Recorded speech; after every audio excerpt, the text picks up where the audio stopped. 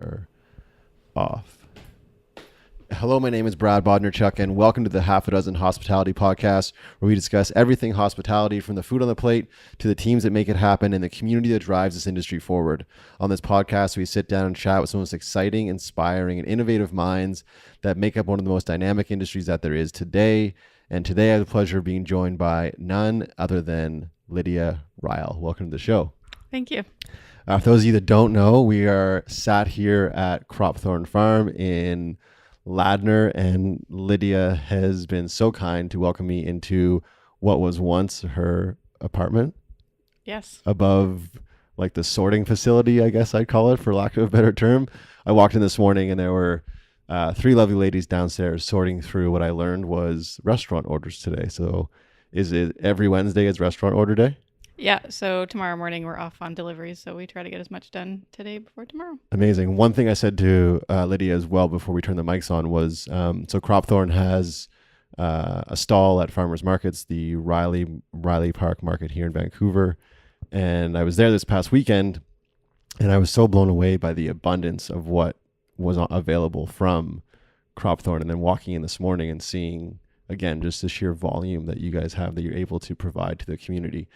How did you go from, or take us through, I guess, that story, but how did you go from wanting to do this or starting this to where you're at today, where you're facilitating, you know, feeding not only homes and families, but restaurant goers as well? Like, how did you go from planting a seed basically to where you're at now, this abundance and this beautiful product, this beautiful produce? Yeah. So we're actually, this year is our 11th year. Amazing. Seems Congratulations. Yeah, seems crazy. But I grew up in the agricultural industry. Like my parents farmed, they had a greenhouse. So, you know, it was always in me. I always knew I wanted to be a farmer, went to college for it, went to university for it. And then I did not want to live in the Lower Mainland. Okay. It was, too busy, and I had spent 5 years out in the prairies. So kind of want to stay out there, but access to land was what brought me back. So I started with 3/4 of an acre, leasing from my folks, just myself, barefoot out in the field, not having a clue what to do, despite going to school for it. But you're going to school for we were learning how to take apart combines and, biology and things like that. Not necessarily how do you put a seed in a tray and how do you harvest lettuce. Over the last, I guess, 10 years, it's morphed to here. So we're at 17 acres and, it's a lot different than the first few years. We started with doing 6 farmers markets, working every single day, 16-hour days, just kind of insanity, which was what a lot of people do at the beginning of any business. But now it's we've got things really streamlined and we've got like a really great crew. And it just seems so much easier than the early days. What would, I love asking this question to whether it's restaurateurs or designers or architects, anyone that's been doing what they've been doing for a while, whether it be 3 years, 5 years, or 11 years. So what would the Lydia of today tell the Lydia of 11 years ago? I mean, I'm sure that you could write a book, but what are a few of the things that you would tell them? Would you say something like, don't worry, like this will work out, or this will equate to something, you will be able to streamline this eventually? What words of wisdom or words of advice would you give to Lydia of 11 years ago? Enjoy the moment. Like, I was never stressed that I wasn't going to make it or the farm wasn't going to make it. If it didn't, it didn't. Okay. Right. But it was more, there was a lot of simplicity in the early years. I didn't have loans. It was like not a lot of infrastructure. I could walk away really easily if I wanted to. I didn't have staff. So it was very, very simple. And although I love where we are today, and having staff and having complexity allows me sometimes to step back. And I'm also learning different things now. So it's a good to have evolved. But it was so simple in the early days. I got like a 1 month vacation to New Zealand one year, and now we're growing year round and it's kind of nonstop. So, it's a different business plan. So really, I wish I would have, not that I didn't enjoy it, but I guess like wherever you are in life, it's important to enjoy the phase that you're in, I guess. Right. because it can always get a lot busier or a lot worse. Yes. The mindset that you had or you have of kind of, I don't want to say laissez-faire, but when you say something like, if it fails, it fails. If it succeeds, it succeeds. Is that something you still carry with you today? Or do you feel like that, I don't want to say casual attitude, but did you, yeah, how did you get to where you're at today then? Did you put pressure on yourself for it to be as big as it is? Or did this, I hate to use the term organically happen, but did this organically happen? Was it just like the space you started with, all of a sudden you got more space and then you grew more things and then you got more space and you grew more things? Was it a natural growth for you? Yeah, it was. It was just, year after year doing a little bit more. And it just was really easy. The last 3 years we've been at 17 acres and we haven't changed. I've got other things going on with my life with growing a family, and I'm comfortable with 17 acres. Jumping up, we'd have to wholesale more, and I don't want to be in that game. So it was a really natural progression. And in terms of, me being worried if this was going to succeed or fail, this is what I'm meant to do. There's no doubt about it. Like it's in you. Like it's really, when people say, "Oh, why do you like farming?" or "Why is organics really important to you?" Like I have a hard time verbalizing it. Like this is what I do and that's what I do. Like Right. It's pretty simple. I wake up every day and there's no other choice. That doesn't mean in 5 years that if this isn't making sense for me financially, mentally, spiritually, whatever, I'm totally flexible and willing to walk away. This isn't my life. It's a good portion of my life, and Right. I care about it, but it's not the be all end all. And I think it's great knowing that there's other things that fulfill me, but also that because this is so fulfilling and because it is what I feel my calling, you work at it and you know you're gonna do it and you're doing it, so you just keep doing it. When you said, you used the word that really just stuck with me, because as a new entrepreneur starting a new business that is just a few months old, this isn't a word that I would use, but I am intrigued for you to dive a little bit deeper into. You said it was easy. What about it, besides drinking water? What about it? She just had a little bit of a mishap with her water. She got thirsty there. What about it for you? Is it because, like you said, because it's in your bones to do this? It's easy, or is it easy getting to 17 acres? I just feel like listeners would be going, she can't. It's not easy. I'm doing it right now and it's very difficult. Or I'm trying to sell to restaurants and I can't. It's difficult. Or I can't get a loan. It's difficult. What about it for you is easy? It's not easy. The day-to-day to things is not easy. There's a lot of stress. There's not so many tears these days. In the first few years, it can be really overwhelming. But when you know you're meant to do this, you just push away the doubt. Like, I think if I was farming the first few years and I was like, is this going to make it? Am I going to be a farmer? You can spend so much of your energy on those negative thoughts and you're not propelling yourself forward. If you just push that away and you're like, I guess I was thinking I was going to make it. I just assumed I was. Maybe it was just arrogance, but I was, yep, this is what I'm doing. So there was no time, and there is no time for that negative thought. Am I going to make it? Or, what if it's just, I don't know. I'm pretty black and white. I like that. No, I think that naivete or that ignorance is super powerful. And I think any successful entrepreneur in any business has a bit of that or a lot of that in them. And I think, like you said, you need that, because I feel like in my industry, the restaurant industry, we perpetuate this story of there's low margins, there's no money to make in it. 50% of restaurants or 70% of restaurants open and fail. No one wants to work in the industry. I just feel like that's a story that the media is definitely going with, and then general population are then perpetuating that story. But like you said, if you just keep your head down and do what you're doing really, really well, and you ignore that noise, that's how you move forward. Yeah, no? Exactly. And I mean, it's the same, like, what you said in terms of, hard to find staff, same thing with failure. It's very similar to agriculture. I always find that chefs and farmers are kind of akin to one another. Yeah, it's very similar struggles. But the other thing too is I was 23 when I started. So I was young, and so there was a lot of just again, that ignorance. Yes, exactly. So Yeah. that helped too. And I don't know now, being 34, if I would, I think I'd probably be more cautious if I was starting out now. So I was lucky in a sense to be young when I started. The timing was right where Yeah. you were at mentally and just your thought process and all those things. But I think a 34-year-old, if you're listening and this is something you want to start, you can tap into that ignorance a bit and tap into that 23-year-old or that 20-year-old and just go for it. And I think so many of us are so concerned with how we show up or how we look or all those other things, when you just gotta, like you said, if it's in you to do it, you kind of owe it to yourself to do it. No?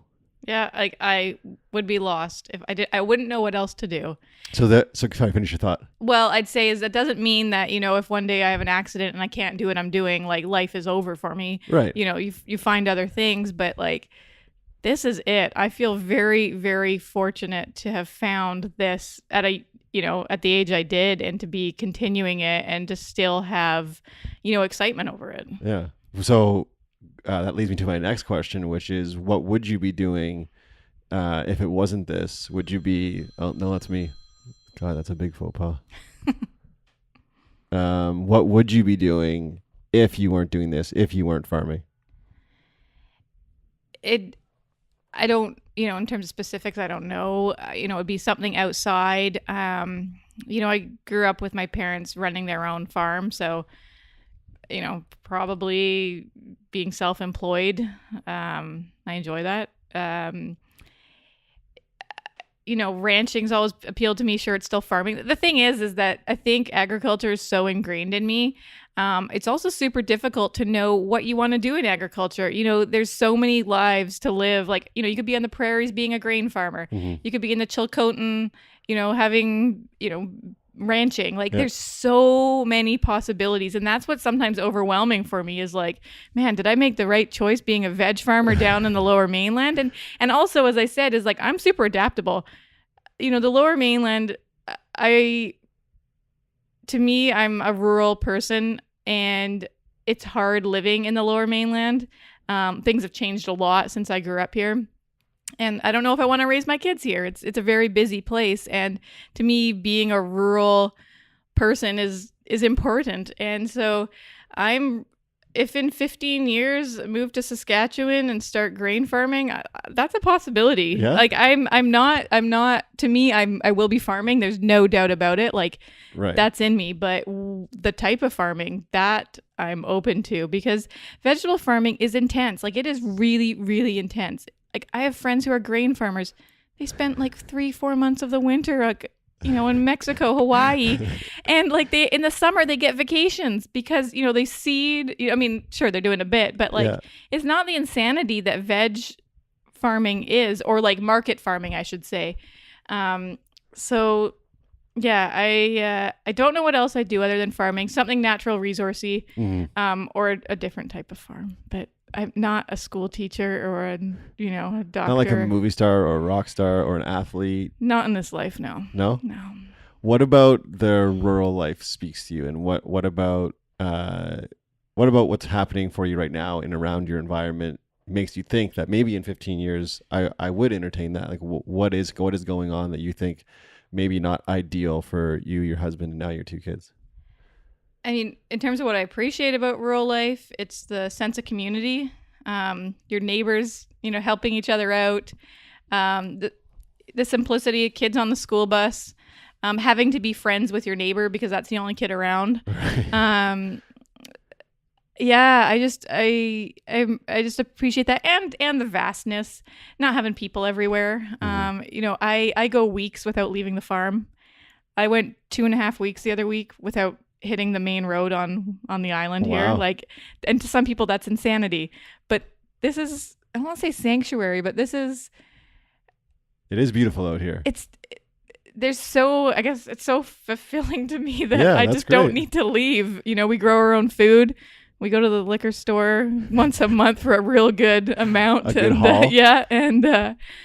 So there's not a lot to take me off the island, I guess, because we're on Westham Island. We're a part of Ladner, but it's that little 110-year-old bridge that you crossed this Yeah, I was morning. gonna say. So I've never been to the farm. I've never been across that bridge, but it was so whimsical for me. So for those of you that are listening that aren't local here in BC, we are about, what would you say, Lydia, like 25 minutes outside of the city?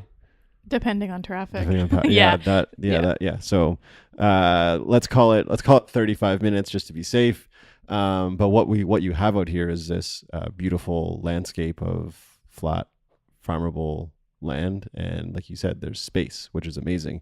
And that bridge is actually really, really cool. This single lane bridge. How old is it? I think it's like 112. Oh wow. And they've been doing repairs on it, so it's been Good. closed during the nights and Oh really? all sorts of stuff, which they've desperately needed to do repairs. Admittedly, I was a bit nervous driving over it. I'm not usually challenged by bridges, but I was thinking, how safe is this thing? And also, side note, driving here close to the bridge, I saw. I'm not good with my birds, but I'm gonna say like an eagle or a hawk, and I thought it was a dog in the tree, but it was a massive.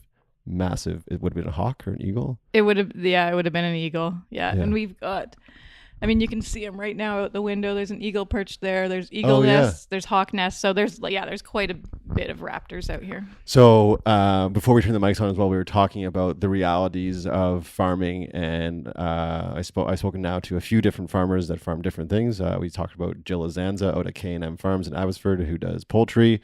I've talked to my friend Reiner up in up in Williams Lake, Big Bear Ranch, who does cattle and pork and lamb. And each of you guys are dealing with different variables when it comes to producing your product. And we just had a bunch of snow that fell in the Lower Mainland, and you were saying how that snow directly impacted, well, let's just call it what it is, directly impacted your bottom line of product that you could have sold, and people in the city were probably waiting for chefs and restaurants and individuals. So how can you have foresight for these things, or you just have to be able to be flexible and react? So explain to us again, the listeners, what happened with the snowpack and how that impacted your product.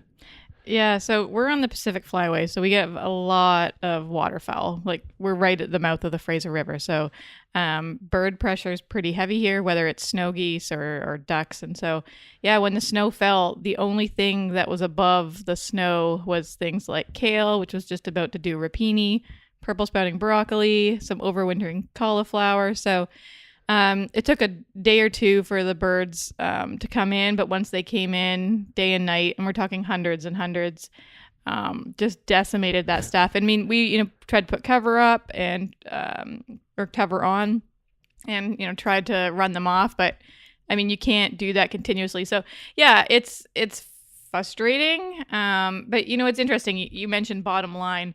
That's not where my mind goes. Like, I mean, we're talking at least $5,000 worth of veg gone. Like, it's substantial. Yeah, it's enough. But I mean, to me, it's disappointing. One, for our chefs, the restaurants we work with, because we've been projecting we're gonna have purple sprouting soon and this and that, and I know they really want to be eating or sourcing local. So it's hard when it's like, nope. And this time of year, it's really hard for local leafy greens. And same with our customers at the farmers market. Like, they're going to see over the next couple of weeks is like, holy, like, there's not a lot of leafy greens coming from us. And so that's where it's disappointing for me. You're not able to provide what you hope to provide the community. Yeah. How much of that speaks to you? How much of that speaks to you're a mother, like you like obviously taking care of people, and so how much of that speaks to you, meaning feeding the community and being that for your followers and being that for the people in BC? Because you guys feed a lot of people. There's a lot of mouths that eat what you produce. Is that something that is near and dear to your heart? Is that more important to you than the bottom line? Being able to provide for people? It is, but it's not what fuels me. Okay. It's interesting because it's the relationships we have with our chefs, and it is the relationships we have with our customers, whether at the market or here, because we have a farm stand here, or our CSA members. I won't say those relationships aren't important. Mm-hmm. They are. But I honestly just love being out in the tractor and just cool. and by myself doing things. That's what really kind of Fills your heart. Yeah. And so I enjoy growing food for people, but I don't think, oh, I'm growing all this food for all these people. And it's not me, by the way. Obviously, yes, there's a yeah. big crew of people when I say Yeah. me. But yeah, It's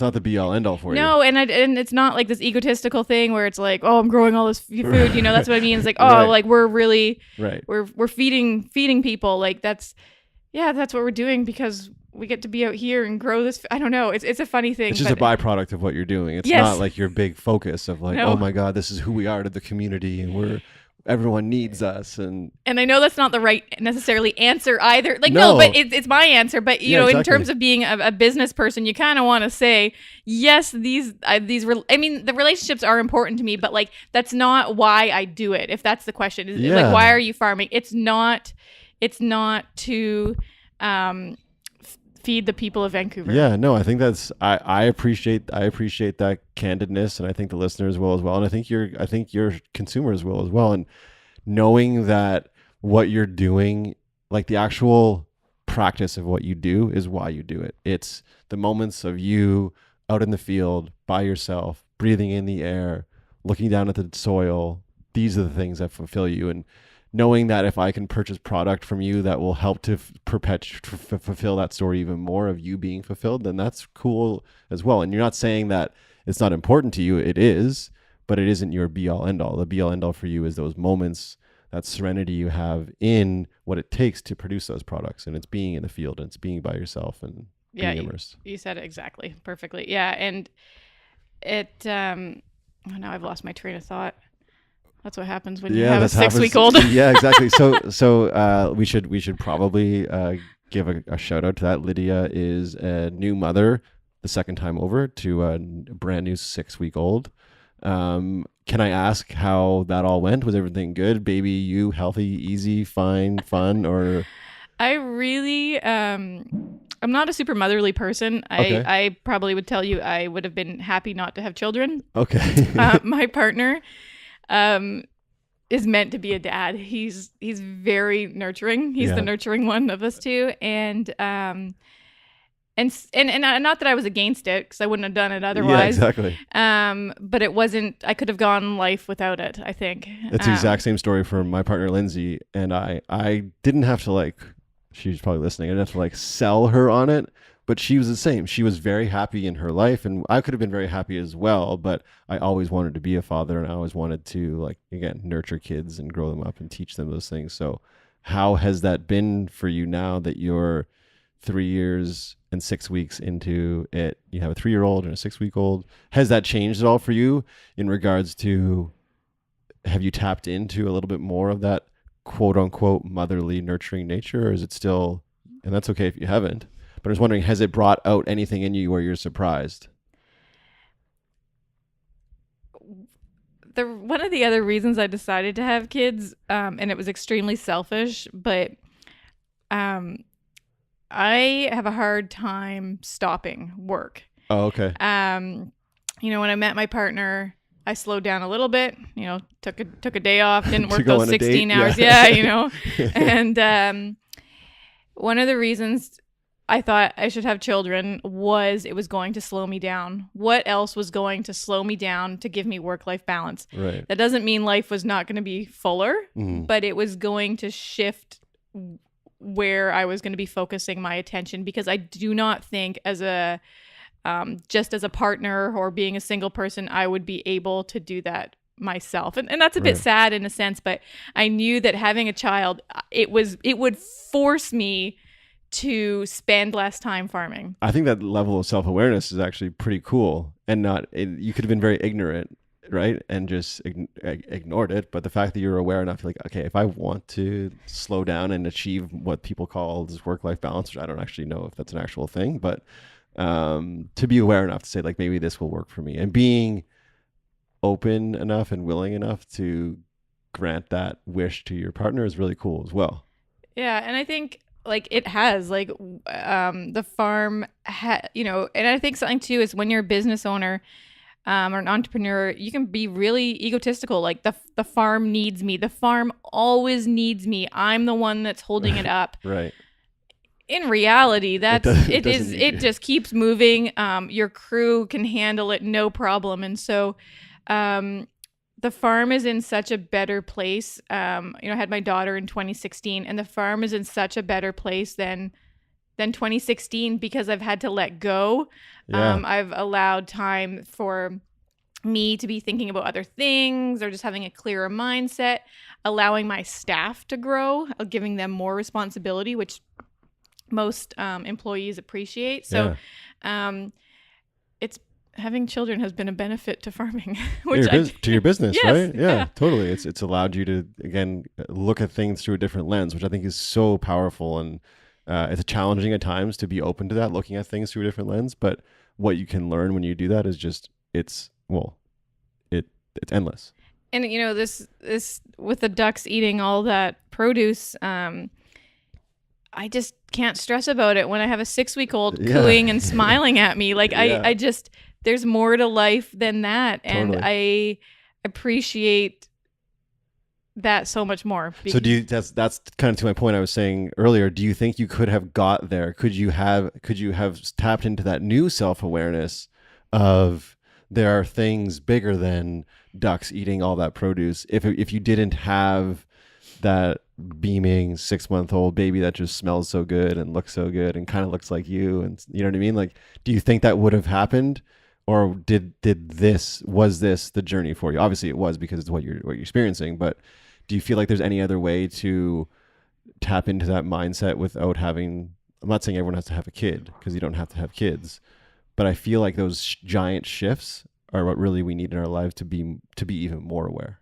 I mean, there had to have been something, because I would have burnt out, whether Right. physically, just adrenal glands going, Right. going because, you're working so much, you're not stopping. Mm-hmm. So something would have gone, my partner wouldn't have been happy. Like something would have pushed me to eventually, whether it was as quickly as, kids just change your life in a second, but whether as quickly as that, but something, it was not sustainable working the hours and putting as much into the farm as I was. So it's at some point it could have failed, or I could have walked away from it all or something, but it couldn't have kept going with me putting as much in it as I was. Right.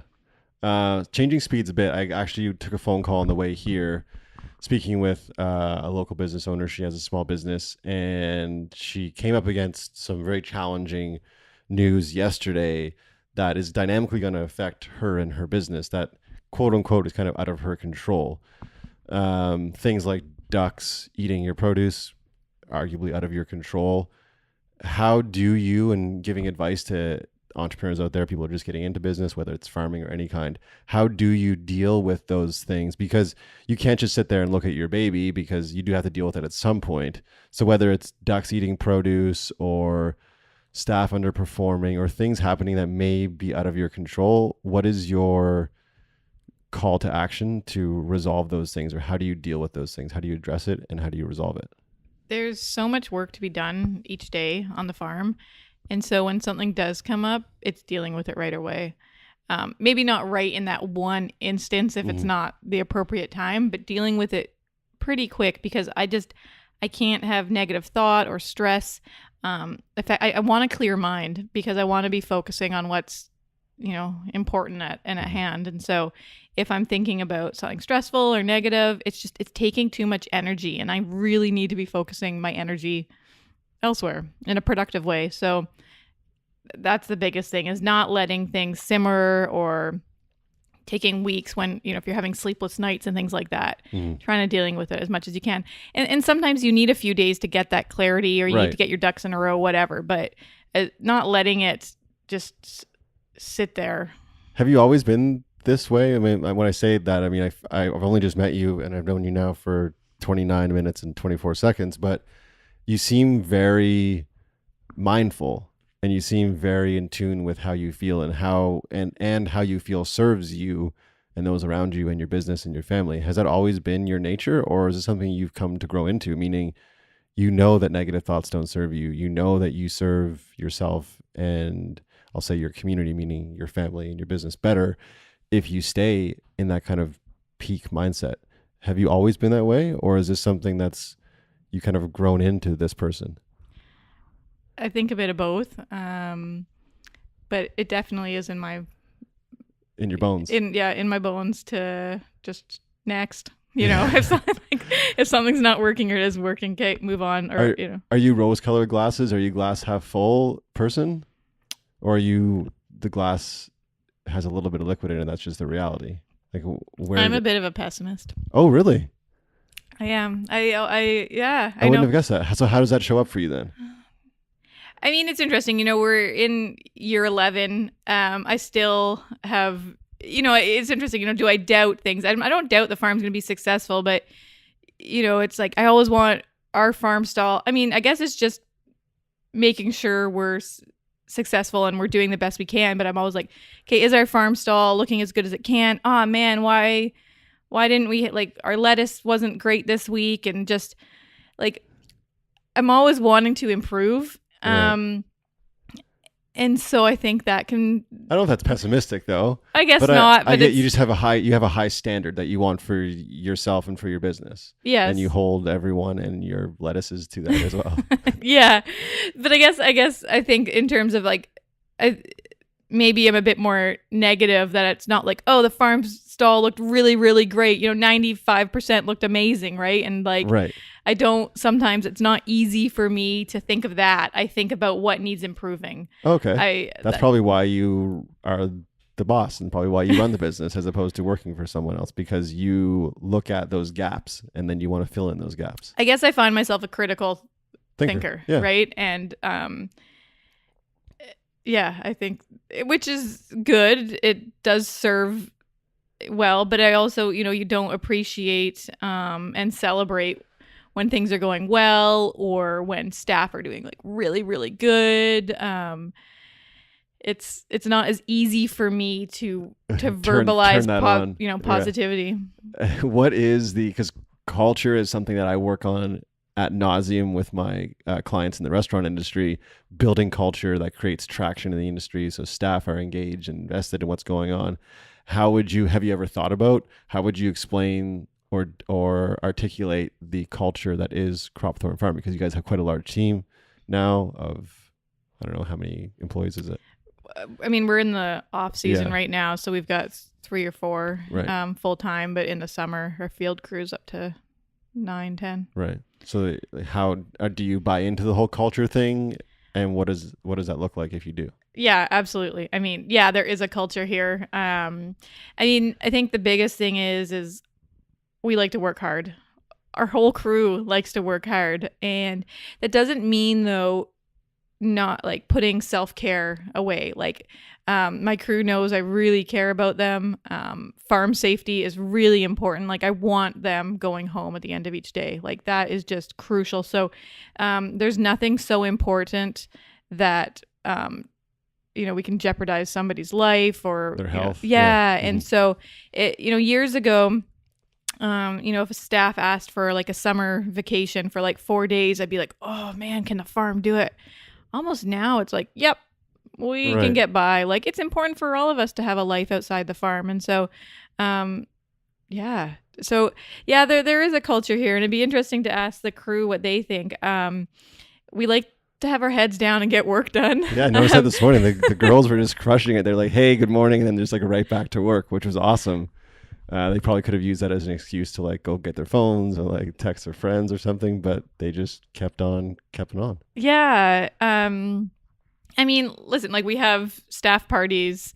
We do things. It's not all we do, it's robotic and all we do is work here. But I think what holds us together is we all appreciate working. And I think we're all finding fulfillment here. And so people are happy. Right. Yeah, so there's very little negativity in the work environment here. And if there was, and I knew about it, I'd be having a conversation because I can't handle that. I can't handle disharmony. If my, you asked earlier what fulfills you, it's really important that my staff are happy. I would have sleepless nights if people were feeling unfulfilled or just being stressed in this work environment. Like now in year 11 and year 10, like now it's like, no, it's all about the people. Right. You know, the veg is important, but I find it really interesting is working with our crew, managing, and like that's where, I mean, human nature is like crazy. The psychology, the sociology of it all. Yeah, so cool. It's dynamic, right? And so I enjoy that aspect. But yeah, I mean, like our crew's great. I'm imagining Lydia of 11 years ago would not have even thought ahead to discussing culture and to having team morale be such a massive part of what she's doing 11 years from now, or am I wrong in assuming that? My parents, they had like 100 staff on their farm. Oh, wow. And so workplace culture was really important. So working for them, I mean, I was aware of it and how to communicate, because we all communicate differently. So I did understand that. I think the most interesting thing was the first 2 years, our next door neighbor was a retired farmer and a mentor to me. And when he heard that I hired my first staff, he said, that's the best thing you've ever done for your farm, because it's going to make you think. It's going to make you think about how to manage time and what they're doing. Because when you're self-employed and it's just you can do whatever you want throughout the field or throughout the day. It's just, you're only managing yourself, right? And so he said that was a real game changer, and it was. And so it was, nice in a sense where it did grow organically, in the sense that, one employee turned into 2, turned into 3, and now 10. Plus we have help at the farmers market and our farm stand. So, I mean, we got more than 10, but it grew as my skills to manage grew. And I won't tell you I'm an amazing manager or a great manager. Like I didn't go to school for that. I don't think I'm a people person. But it's something that I've been able to muddle my way through the last few years, I think. Yeah, well, it sounds like you're doing a great job in the fact that when I walked in today, again, they were extremely hospitable and they seemed to be really enjoying what they were doing, which, excuse me, I think says a lot just in itself, because let's be honest, it's cold and they're just going through vegetables after vegetables after vegetables. It can be very easy to find that to be monotonous, but it seemed like you were saying that they were getting fulfilled from what they were doing, and that's exciting. And that's what I think everyone wants to work to provide for their staff is a job and is a workplace that is fulfilling, it's enjoyable, and they feel like they're a part of something bigger than just them. Yeah, and I had a meeting with one of my staff yesterday, and today's actually an enjoyable day because we're not outside, but there's some days where it's 2 degrees, it's like sleeting, and we're out picking kale for 3 or 4 hours. Hands are numb, like you're just, it's crazy. And these aren't, these gals are educated. They could be doing so much more in a sense. They could be in a bank warm. Yeah. And I asked one of the gals yesterday, like, I had to ask her, like, what makes you tick? Because in one sense, it just seems like insanity. But they just don't want to be inside in a bank. They don't want to be at a computer desk working on the same project for 6 months. They appreciate being out in the field, doing different things throughout the day. And I mean, it's the same thing for me. It's no different. But yeah, to some, I think this is a crazy way to spend one's time. Yeah, it's definitely not for everyone. It's funny, for those of you that are just listening in your cars or at home, I'm sitting here with a collared shirt on, a sweater, and I haven't taken my vest off. And Lydia's like super comfortable, boots are off. I think she's probably overheating, whereas I was like freezing when I came in here. And it's funny because I had this conversation with my friend Reiner, again, who owns Big Bear Ranch. And I was saying to him how soft I've become. And I'm from Nova Scotia, and the winters in Nova Scotia are a lot harsher than they are out here. But since being out here now for 12 years, I've gone so soft. And I feel like if I did that picking kale with you guys for in the 2-degree weather, and I would probably end up in a corner somewhere crying at some point. Yeah, well, I mean, the other thing too is it's how to dress for it, right? True. It's just like I'm wearing long johns right now. Oh, okay, like, I it's layering, making sure you have the right gloves, having some tea. Like, it's if you're doing this type of work, Right. Not you showing make up in sweatpants and a t-shirt and So- thinking you're gonna like rough it out. exactly. You got to be smart about it. On this show, Lydia, I ask every guest 2 questions, and I ask every guest the same 2 questions. So I'm going to ask the same 2 questions to you. I haven't prompted you, which I don't prompt anyone on, but I'm sure you can handle it. As she looks at me like, why are you doing this? It is called, so the show is called the Half a Dozen Hospitality Podcast. So I have for you the half a dozen have-tos. Stay with me here. So what I need from you, Lydia, is your personal have-tos. 1 to 6 things that you've experienced in your life that you feel like our listeners have to experience, whether it is a trip you've taken, a meal you've eaten, a vegetable you've tried, a song you've listened to, whatever it is. 1 to 6 items that you feel like our listeners have to do. Picking kale in 2-degree weather to harden yourself up.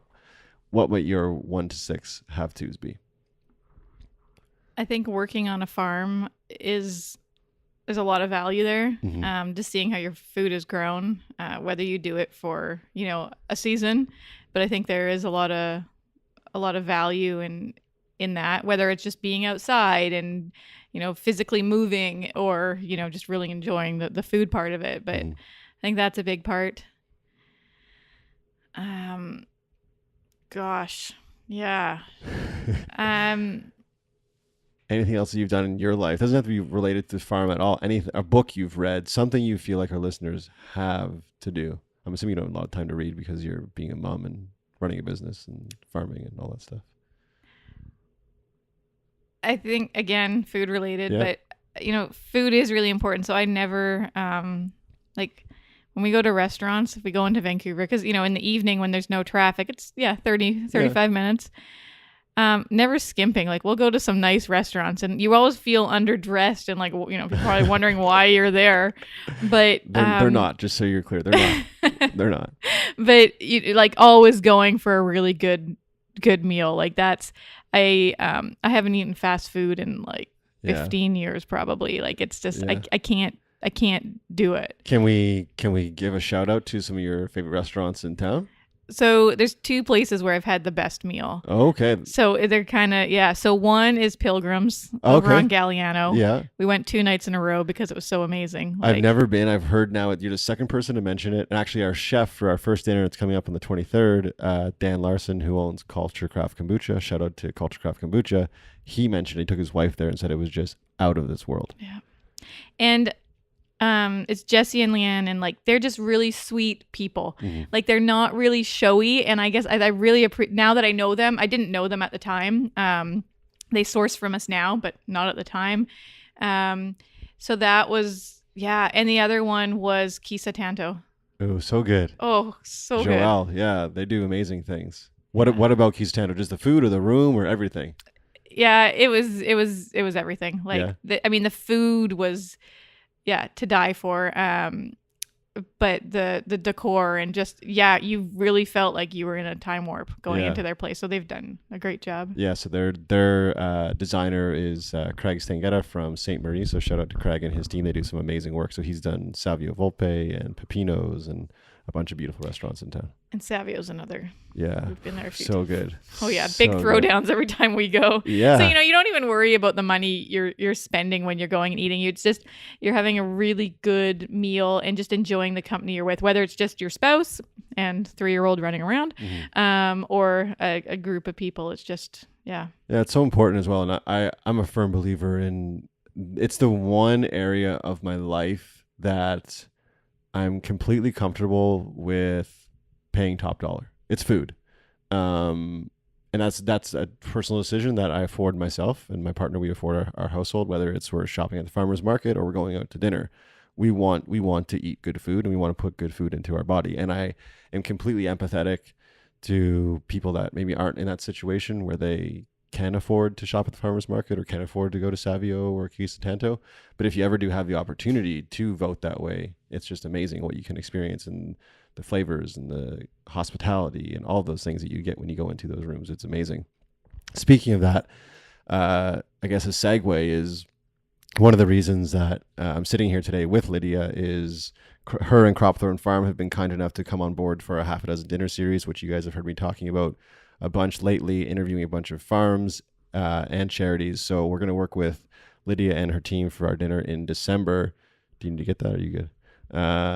In December of 2019, working with Jacob Bender from Lone Wolf Bakery in drawing up a menu and hopefully selling out 50 seats and giving all of the proceeds to the Union Gospel Mission. And they take that money and feed a bunch of families, which is always good.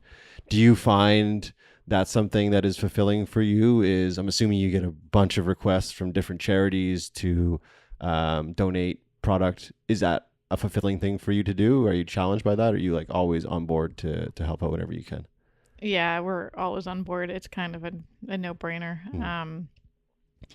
It's interesting, we want people to value our food and pay for what it's worth, but also at the same time, ship it out to whoever needs it as well. So, I mean, we're lucky that we're in a place where it's year 11, like the bottom line's not as crucial. So we don't, you're not like sitting there waiting for that next check to come in kind of thing. So, so that makes it a lot easier to say yes. Those, right. Yeah. And it's, I mean, it's so lucky in life. As I said, like I feel really fulfilled in what I do. So that's so cool. If there's ways to, help share that love or whatever, then just the abundance that you guys have, I think it's amazing. And that you are so willing and able to do that. And recognizing that, because you could be, the hyper capitalist and just be like, well, I'm sorry, like if you want it, you got to buy it, and this is our price. And a lot of people, that's how they are, and I respect that, but I also respect your position as well. So I'm very appreciative of you being willing to, one, come on the show this morning, and two, work with us for the December dinner, which is going to be amazing. And I was always concerned about reaching out to a farm in December, because I was kind of thinking like, well, what can you produce? But like I said at the start of the show, when I saw your stall this past weekend, like there was so much stuff. So it's just so counterintuitive for me. We're so lucky in BC, and feel free to jump in here and interject, that we can produce so much fantastic produce literally 12 months of the year. It looks a little different, obviously, in what you can produce and what's abundant, but we do have that ability with the terroir here to do that. Yeah, I think you just need to be flexible with your eating habits, of what it looks like. But yeah, I mean, for us, our farm, the quietest months are April and May, which is, strange to some people. It's kind of counterintuitive. But it is, like, we've got a lot of storage crops in the winter. And I, like, to me, in terms of what gets me going, growing in the winter does get me going, because we do rely so much on California and Mexico. And there's so many reasons not to, whether just like climate reasons or like labor reasons, whatever. But I get really excited when we can have like leafy greens in January or February. Like that's fun. And like I want to keep pushing and doing more that way. Yeah. What are your thoughts on, as we sit here to my left and your right, are some tomatoes that are growing? This type of farming, are you on board with this as well, or are you more passionate about out there in the soil, or is this an option for you as well, as far as moving forward with different methods of farming? Because I know there's a hydroponic farm not far from here. Dean and Yvonne own, I don't know if you know, it's called the Local Farm in Ladner. So they're doing 100% hydroponic. Yeah. What are your thoughts on that? I mean, these guys here, what you see, these will eventually be in the greenhouse. So we just start them inside, right. And then they eventually get transplanted into the soil. Oh, okay. But in terms of different methods, to each their own. Yeah. For me, it is important to be soil-based. I think that's working with nature. I mean, don't get me wrong. Agriculture is, it's not this natural thing. Like a lot of the crops we grow are not native to here. Oh yeah. So it's like we are manipulating. But to me, like there's so much magic in the soil. Like I do not call it dirt. If somebody calls it dirt, I just want to smack them. Exactly. It's there's so much life to it, and so to degrade it to dirt.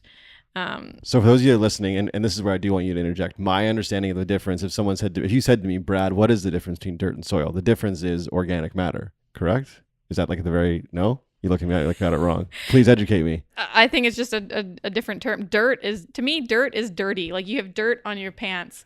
You have, dirt on your face. Right. You're dirty, right? Whereas soil is what things are growing in. That's what's out in the field. That's it's, to me, it's disrespectful to call it dirt. And I mean, a lot of people would think I'm crazy to say not that, at all. but because that is the foundation of what we grow on, and that's what's being like allowing us to produce what we're producing is the soil, and to be making sure that's healthy and adding, organic matter and amendments to it. And how do you do that? I'm very intrigued by your position on like how you make your soil healthy, because, and again, meeting with a bunch of farmers, and I know very little about farming, but what I have come to learn is that it's obviously very beneficial for the soil to like rotate your crops. I think a lot of us know that nowadays, but there's also been a lot of farmers, I think in the US and now some in Canada as well, where they're introducing livestock to their plots of land to kind of regenerate or rejuvenate that soil. Is that something you ever entertained here, or have you needed to, or how do you ensure that your soil is top level that you want it to be at, producing what you want? So, I mean, crop rotation is a huge part of it. So just different families, not the same family year after year, giving rest times where we're putting cover crops on. So we're putting a crop on of oats or barley, and then we actually plow it down and it goes back into the soil. So adding a lot of organic matter that way. Like, we're a certified organic farm, so any amendments we add have to be organic. So we're using composted chicken manure for fertility in the fields. We do have about 200 laying hens on the farm. Oh, cool. So they do rotate in a pasture. It isn't in our vegetable field, but they are out on a grass pasture that it's a chicken tractor, so a mobile chicken coop. So they move around so like their pasture doesn't get degraded. Yeah. Was that like a Joel Salatin thing, or was that before? Did you think of that before the Joel Salatins of the world came around? I think he's been doing it since like the 70s. So no, he was by far. I mean, he actually I was working for the Alberta government in their agriculture department, and they brought him up to northern Alberta, and I heard him speak and met him, and that was at the beginning, just when I was like, what do I want to farm? Like, I could do anything, any type of farming. And then meeting him, I was like, oh, interesting. There's other alternative ways to farm. Doesn't have to be conventional, large scale, basically what I had learned out in the prairies. Right. Yeah, I feel like he, for me, was, and again, I know very little about farming, but at least I have an interest in it, and he was such a gateway for me, and that led me to read Michael Pollan's writing, which I thought, again, introduced me to so many different things as well. I don't know if you know, have you read Omnivore's Dilemma? Yes, yeah. Yeah, so that was how I met Reiner, who owns Big Bear Ranch, because in Omnivore's Dilemma, he cites eatwild.com. And on there, he has a bunch of farms that are like organic or beyond organic farms as far as livestock. So, fantastic resource, Joel Salatin. I've always been intrigued by that, like rotating chicken coop that is for the betterment of the soil. Do you ever think that way of like, you're really farming soil, you're not farming vegetables, or are you farming vegetables? Give it another 10 years. If you look at the great farmers in our area, that's what they're measuring. Yeah. I'm not quite there yet, in terms of, that's where you need to be. And that's what you need to be thinking. Like, we do soil tests every year, and it's super exciting to see organic matter increase and seeing certain things like, oh, like that is exciting, but that fulfills you. Yeah. But it's not, at the end of the day, I'm very simplistic at this point. All I can see is vegetables is what's making me money. Right.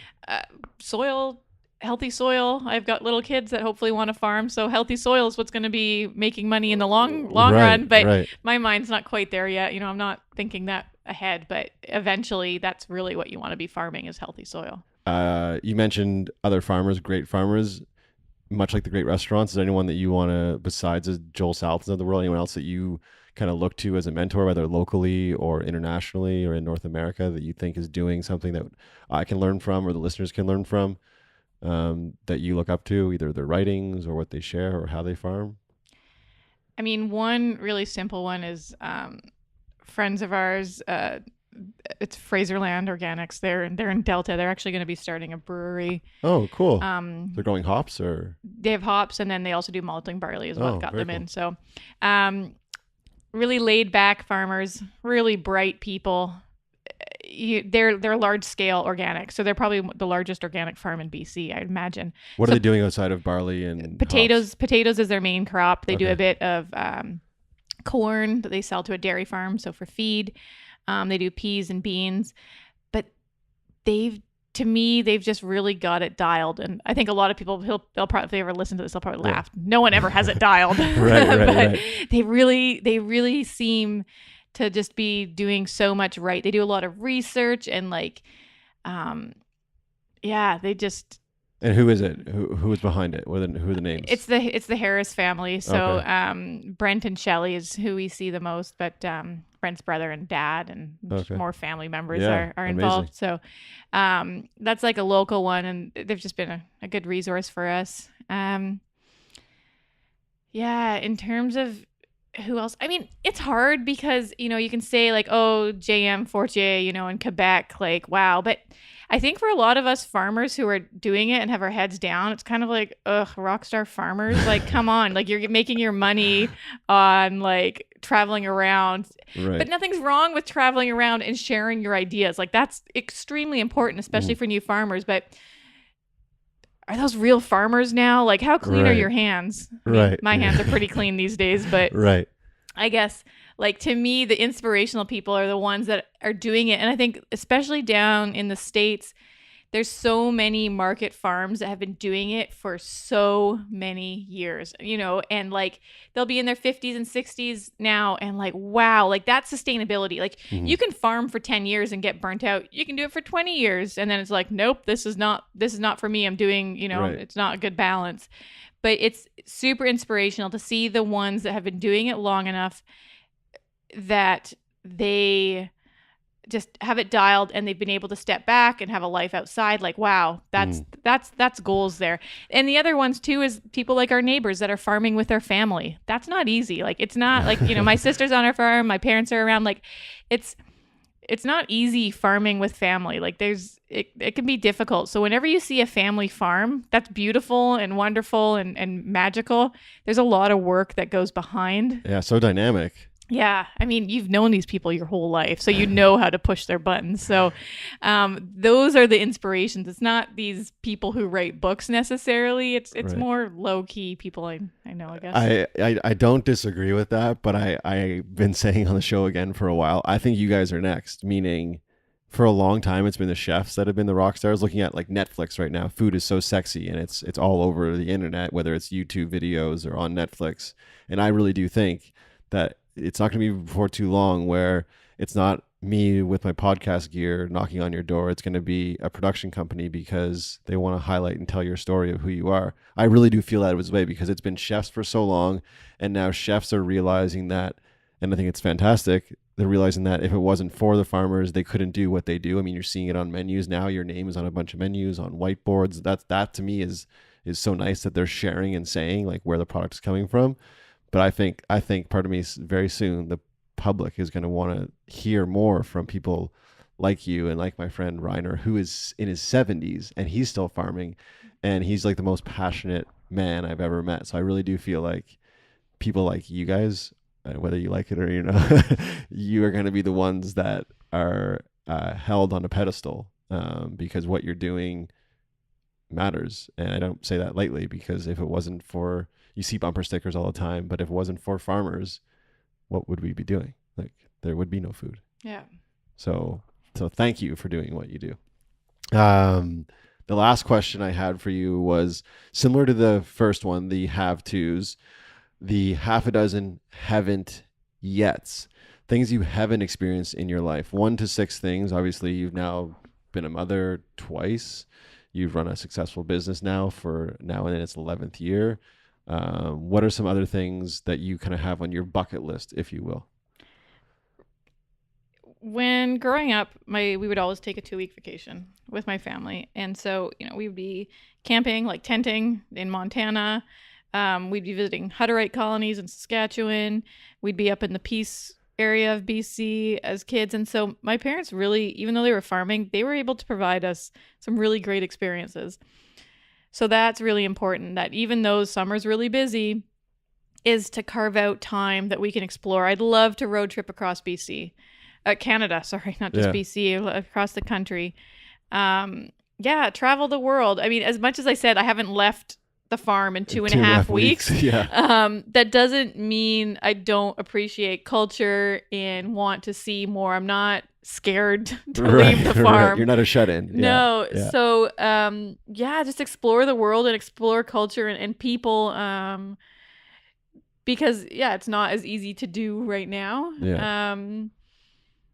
Read more, always learn more. But in terms of places to go, wherever, Have you been to Nova Scotia? I have not. Oh, let me know when you're going to go. I'll set you up with some do you like lobster? Yeah, we're heading to PEI in November. Oh, amazing. So, in Fredericton. Cool. Well, between there. Yeah. Oh, amazing. For what, if you don't mind me asking? There is an organization called Outstanding Young Farmers. Okay. So they have a conference every year and awards every year. So we're alumni. And so we just, every year it's a different place in Canada and a bunch of farmers get together. So it's in New Brunswick and PEI, or you're just... We're visiting friends on PEI and then we're heading over to... November in PEI. I know. It's the only time we can go though, so you might as well. I was thinking more like summer, like on the beach, Cavendish Beach and PEI with some lobster and some mussels. That's the bucket list. Yeah, that is the bucket list. It's not happening yet. Right. Well, PEI is still beautiful. It's just the beaches might be a little bit cooler than... But visiting friends, right? And exactly. That's what it's all visiting about. Farms. And hopefully having some amazing meals, because there's some great restaurants out there as well. I want to thank you so much, Lydia, again, for coming on to the show. It's been an absolute pleasure chatting with you and learning more about you personally, but also more about Cropthorne Farms. Before I do let you go officially, if people do want to get in touch, they do want to engage with Cropthorne, how best they do that? Where can they find you guys, whether it be online or in person? So right now it's the wintertime. We're at the Nat Bailey / Riley Park Farmers Market every Saturday.